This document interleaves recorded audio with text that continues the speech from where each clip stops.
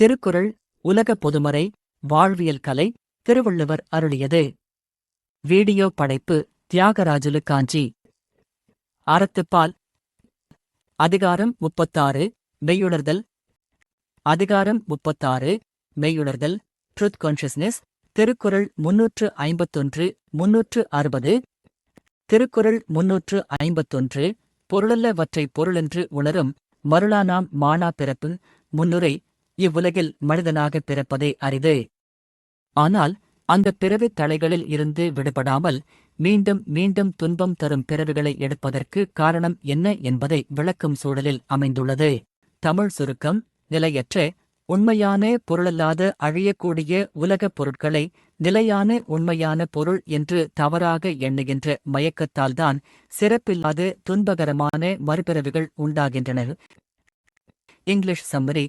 The miserable birth of endless cycles occurs due to the delusion of mistaking non-real, illusory things for the ultimate reality. விரிவான பகுப்பாய்வு. பொருளல்லவற்றை மெய்ப்பொருள் அல்லாதவற்றை அழியக்கூடிய உடல், செல்வம், உலக இன்பங்கள் பொருள் என்று அழியாத உண்மையான பரம்பொருள் அல்லது நிலையான பொருள் என்று உணரும் மருளான் ஆம். தவறாக புரிந்து கொள்ளும் மருள் மயக்கம் அஞ்ஞானம் காரணமாக உண்டாகும். மானா பிறப்பு. மாண்பற்ற சிறப்பில்லாத பிறவித் துன்பம் நிறைந்த மறுபிறவி. இலக்கண நயம்.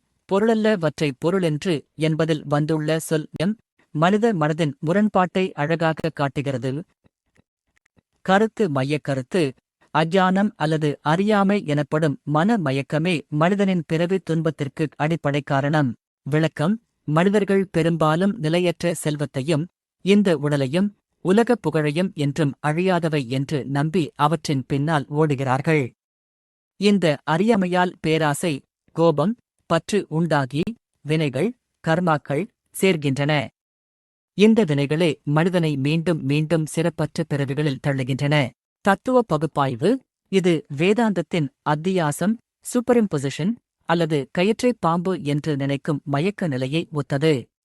அழியக்கூடிய பிரபஞ்சத்தை உண்மை என்று நம்புவது அறியாமை, அதுவே பந்த பாசங்களுக்கு காரணம் என்ற ஆன்மீக தத்துவத்தை வள்ளுவர் எளிய சொற்களில் விளக்குகிறார். திருக்குறள் 352 இருள் நீங்கி இன்பம் பயக்கும் மருள் நீங்கி மாசறு காட்சியவர்க்கு. முன்னுரை. மயக்கம் நீங்கி உண்மையை உணர்ந்த ஞானிகளுக்கு கிடைக்கும் ஆன்மீக பயன் என்ன என்பதை விவரிக்கிறது. தமிழ் சுருக்கம். மனதில் உள்ள அறியாமை என்னும் மயக்கம் நீங்கி குற்றமற்ற மெய்யறிவை பெற்றவர்களுக்கு அது நரகத் துன்பமாகிய இருளை நீக்கி பேரின்பமாகிய முக்தி நிலையை தரும். English summary. For those whose delusion is removed and who possess flawless vision of truth, ignorance disappears, yielding eternal bliss. விரிவான பகுப்பாய்வு. இருள் நீங்கி அறியாமை மற்றும் நரகத் துன்பமாகிய இருள் விலகி இன்பம் பயக்கும் பேரானந்தத்தை, முக்தியை அளிக்கும். மருள் நீங்கி மனமயக்கம் அகன்று மாசறு காட்சியவர்க்கு. குற்றம் அற்ற தூய்மையான மெய்யான பார்வை உடையவருக்கு. கருத்து மையக்கருத்து. மெய்யறிவு ஒருவனுக்கு கிடைக்கும்போது அவரது அறியாமை இருள் விலகி பேரின்பம் கைகூடும். விளக்கம். ஒரு இருட்டறையில் வெளிச்சம் வந்தவுடன் இருள் தானாக மறைவது போல ஒருவருடைய மனதில் மெய்யறிவு என்னும் தூய பார்வை ஏற்பட்டுவிட்டால் அவரிடமிருந்து மயக்கமும் அதனால் வந்த துன்பங்களும் நீங்கிவிடும். அது அவனுக்கு வாழ்விலும் வாழ்விற்குப் பின்னரும் அழியாத இன்பத்தை வழங்கும். தத்துவ பகுப்பாய்வு. இருள் என்பது அறியாமையையும் இன்பம் என்பது ஆன்ம ஞானத்தின் விளைவான முக்தியையும் குறிக்கிறது. மாசறு காட்சி என்பது எவ்வித விருப்பு வெறுப்பும் அற்ற நடுநிலையான தூய பிரம்ம ஞானத்தை குறிக்கும் தத்துவமாகும். திருக்குறள் 353 ஐயத்தின் நீங்கித் தெளிந்தார்க்கு வையத்தின் வானம் நனிய துடைத்து. முன்னுரை. மெய்யறிவின் உச்சகட்ட நிலையான தெளிவு பெற்றவர்களுக்கு முக்தி உலகம் எவ்வளவு அருகில் இருக்கிறது என்பதைப் பற்றி கூறும் சூழல் இது. தமிழ் சுருக்கம். ஆன்மீக மற்றும் வாழ்வியல் உண்மைகளில் ஐயங்கள், சந்தேகங்கள் முற்றிலும் நீங்கி தெளிவு பெற்ற ஞானிகளுக்கு அவர்கள் வாழும் இந்த பூமியை விட மேலான வீட்டிலகம், முன்னேற்றம், முக்தி மிக அருகில் உள்ளதாகும். English summary. To those who have cleared all doubts and attained clarity of truth, the heavenly abode is closer than this earthly world. விரிவான பகுப்பாய்வு. ஐயத்தின் நீங்கி சந்தேகம், தடுமாற்றம் ஆகியவற்றிலிருந்து விடுபட்டு தெளிந்தார்க்கு மெய்யறிவில் தெளிவு பெற்றவர்களுக்கு வையத்தின் நாம் வாழும் இந்த உலகத்தைக் காட்டிலும் வானம் நனையது உடைத்து மேலுலகம் அல்லது முக்தி நிலை என்பது மிக அருகில் நெருக்கத்தில் இருப்பதாகும். கருத்து மையக் கருத்து ஐயமற்ற தெளிவான ஞானம் பெற்றவர்களுக்கு முக்தி நிலை என்பது உடனடியாக கைவரப்பெறும் ஒரு விஷயமாகும். விளக்கம்: மனதில் இன்னும் இது உண்மையா, அது உண்மையா என்ற சந்தேகங்கள் இருக்கும் வரை மனிதனால் உண்மையை உணர முடியாது. ஆனால் ஆன்ம விசாரணையால் ஐயங்கள் நீங்கி தெளிவடைந்த ஞானிக்கு இந்த உலக இன்பங்களை விட பேரின்ப நிலை என்பது அவர்கள் கைக்குள்ளேயே இருக்கும் தூரத்தில்தான் இருக்கிறது. தத்துவ பகுப்பாய்வு ஞான மார்க்கத்தில் சிரவணம், கேட்டல், மனனம், சிந்தித்தல், நிதித்தியாசனம், தெளிதல் என்ற நிலைகள் உண்டு. இதில் ஐயம் நீங்கித் தெளிதல் என்பது ஜீவன் முக்தி நிலையை குறிக்கிறது. உடலோடு வாழும் போதே முக்தி நிலையை அவர்கள் உணர்ந்து விடுகிறார்கள். திருக்குறள் 354 ஐயுணர்வு ஏதிய கண்ணும் பயமின்றே மெய்யுணர்வு இல்லா தவர்க்கு முன்னுரை வெறும் புலன் அடக்கமும் உலகியல் அறிவும் மட்டும் ஒருவனுக்கு முக்தியை தந்துவிடாது. மெய்யறிவு எவ்வளவு முக்கியம் என்பதை உணர்த்தும் திருக்குறள். தமிழ் சுருக்கம்: மெய், வாய், கண், மூக்கு, செவி ஆகிய 5 புலன்களையும் அடக்கும் ஆற்றல் பெற்றிருந்தாலும் உண்மையான மெய்ப்பொருளை உணரும் அறிவு இல்லாதவருக்கு அதனால் ஒரு பயனும் இல்லை. English summary: Even if one has mastered the control of the 5 senses, it is of no use if they lack the true perception of ultimate reality. விரிவான பகுப்பாய்வு ஐயுணர்வு ஏதிய கண்ணும் 5 புலன்களின் செயல்பாடுகளையும் அதன் அறிவையும் முழுமையாக பெற்றிருந்த போதிலும் அல்லது அடக்கிய போதிலும் பயமின்றே எந்த பயனும் இல்லை.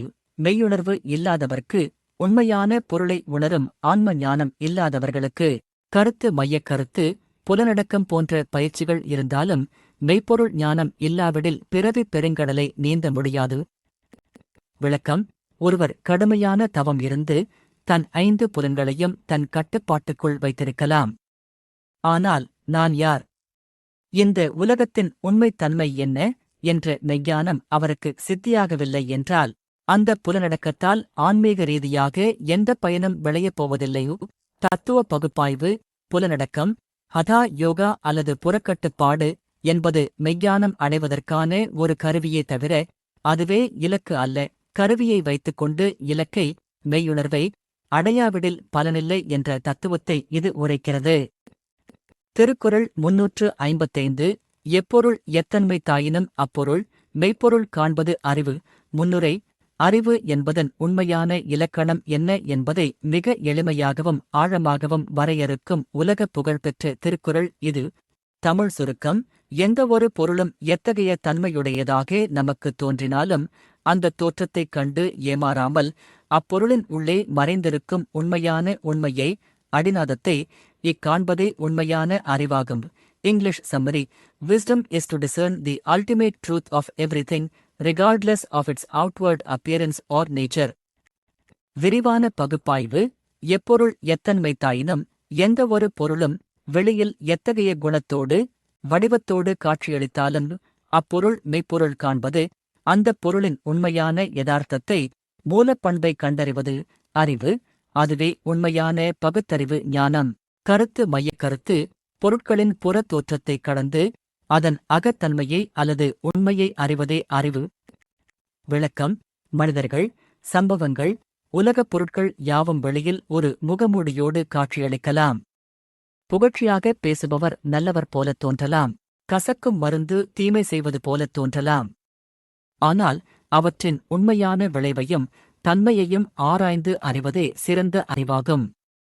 விஞ்ஞான ரீதியாக பார்த்தால் பனிக்கட்டி, தண்ணீர், ஆவி அனைத்தும் வெவ்வேறாகத் தோன்றினாலும் அதன் மெய்ப்பொருள் வேதியியல் ரீதியாக ஏ2ஓ தான் என்று அறிவதே அறிவு. தத்துவ பகுப்பாய்வு இது வேதாந்தத்தின் நாமரூப பெயர்வடிவம் கோட்பாட்டை தகர்க்கிறது.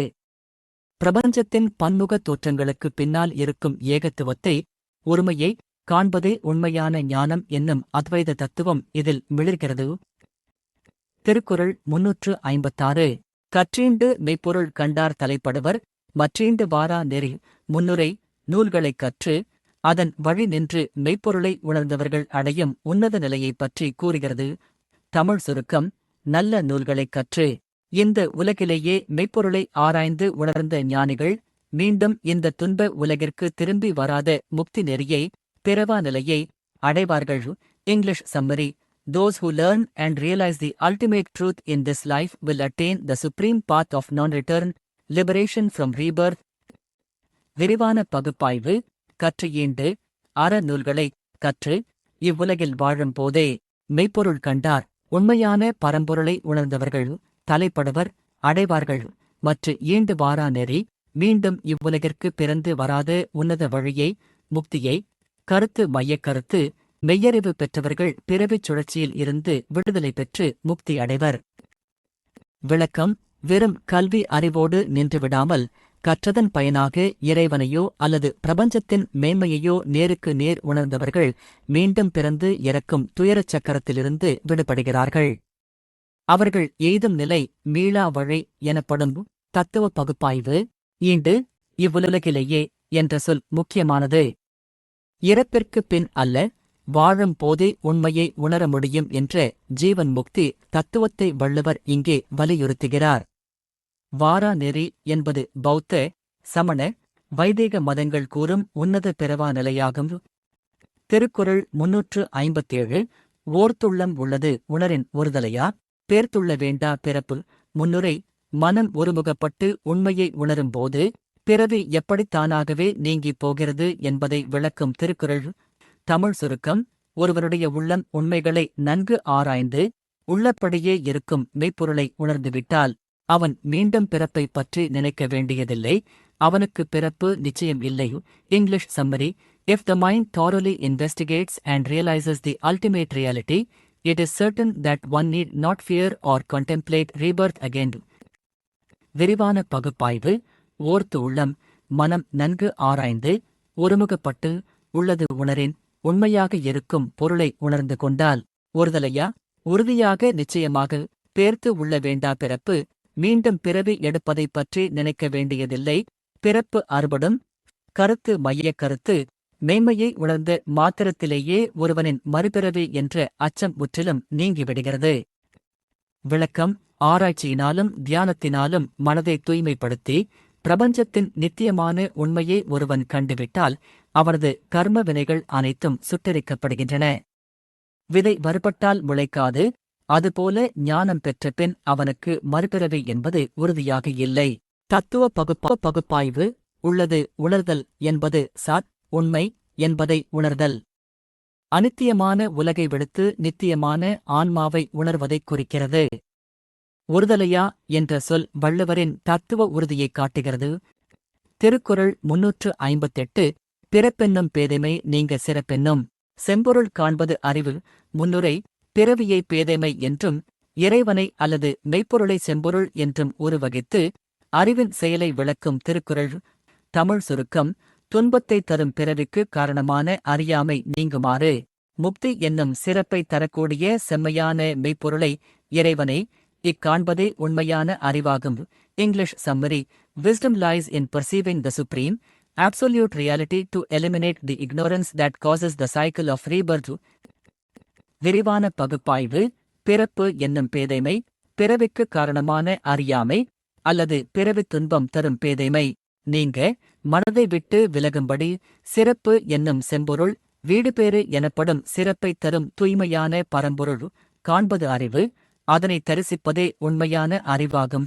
கருத்து மையக் கருத்து செம்பொருளைக் காண்பதன் மூலமே பிறவி பிணியாகிய அறியாமையை வெல்ல முடியும். விளக்கம்: இவ்வுலகில் பிறப்பது என்பது தத்துவ ரீதியாக அறியாமையின் வெளிப்பாடு.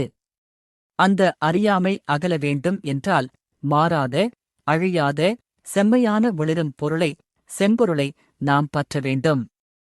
இருளைப் போக்க ஒளியைப் பற்றுவது போன்றது இது. தத்துவ பகுப்பாய்வு: வள்ளுவர் இறைவனை அல்லது முக்தி நிலையை செம்பொருள், நிர்மாணிக்க முடியாத என்றும் மாறாத செம்மையான பொருள் என்கிறார். பிறவியை பேதைமை, அறியாமை என்கிறார். இது அறியாமையே பந்தம், ஞானமே விடுதலை என்ற அத்வைத பௌத்த தத்துவக் கோட்பாடு ஆகும். திருக்குறள் 359: சார்புணர்ந்து சார்பு கடவுழின் மற்றழித்து சார்தரா சார்தரு நோய். முன்னுரை: பற்றுகளை அறுத்து உண்மையான பற்றை பற்றுவதால் துன்பங்கள் எவ்வாறு நம்மை அணுகாமல் அழியும் என்று விளக்கும் திருக்குறள். தமிழ் சுருக்கம். எல்லாவற்றிற்கும் ஆதாரமான மெய்ப்பொருளை, சார்பை உணர்ந்து உலகப் பொருட்களின் மீதான பற்று, சார்பு கெடுமாறு வாழ்ந்தால் ஒருவனை தொற்றிக் கொள்ளும் பிறவி துன்பங்கள் அவனை மீண்டும் வந்து அடையாமல் அழியும். English summary. Realising the ultimate support and living so that worldly attachments fade away will destroy the miseries that otherwise afflict life. விரிவான பகுப்பாய்வு. சார்பு உணர்ந்து அனைத்திற்கும் உண்மையான ஆதாரமாகிய இறைவனை மெய்ப்பொருளை உணர்ந்து சார்பு கெட ஒழிகின் உலகப் பொருட்களின் மீதான தவறான பற்றுதல்கள் அழியுமாறு வாழ்ந்தால் மற்ற அழித்து அவரது கர்ம வினைகளை அழித்து சார்தர நோய் அவனை வந்தடையக்கூடிய பிறவித் துன்பங்கள் மீண்டும் அவனிடம் வராது. கருத்து மையக் கருத்து. உண்மையான ஆதாரத்தை உணர்ந்து உலகப் பற்றுகளை நீக்கினால் துன்பங்கள் நம்மை தீண்டாது. விளக்கம். நாம் தவறான உறவுகளையும் பொருட்களையும் நம்முடைய சார்பு, ஆதாரம் என்று நம்புகிறோம். ஆனால் உண்மையான சார்பு இறைவனே என்று உணர்ந்து உலகியல் பற்றுகளை குறைத்துக் கொண்டு வாழ பழகிவிட்டால் நம்மை துரத்தும் கவலைகளும் பிறவிப் பிணிகளும் நம்மை அணுக முடியாமல் ஓடிவிடும். தத்துவ பகுப்பாய்வு. இது பௌத்த தத்துவத்தின் பிரதித்திய சமுத்பாதம், டிபெண்டன்ட் ஒரிஜினேஷன் மற்றும் வேதாந்தத்தின் வைராக்கியம் ஆகியவற்றை நினைவூட்டுகிறது. தவறான சார்புகளை, பற்றுக்களை ஒழித்து உண்மையான சார்பான ஆன்மாவில் நிலை பெறுவதே ஆன்மீக வாழ்வியல் இலக்கு. திருக்குறள் 360. காமம், வெகுளி, மயக்கம் இம்மூன்றன் நாமும் கெடக்கெடும் நோய். முன்னுரை. மனதில் உள்ள எந்த 3 குற்றங்களை வேரோடு அழிக்க வேண்டும், அப்படி அழித்தால் என்ன நடக்கும் என்று கூறி இந்த அதிகாரத்தை வள்ளுவர் நிறைவு செய்கிறார். தமிழ் சுருக்கம். ஆசை, காமம், கோபம், வெகுளி, அறியாமை, மயக்கம் ஆகிய இந்த 3 குற்றங்களின் பெயர் கூட மனதில் இல்லாதவாறு அழித்துவிட்டால் அவற்றால் வரும் பிறவித் துன்பங்களும் அழியும். English summary. When the very names of desire, anger and delusion are completely erased from the mind, all subsequent miseries will perish. விரிவான பகுப்பாய்வு.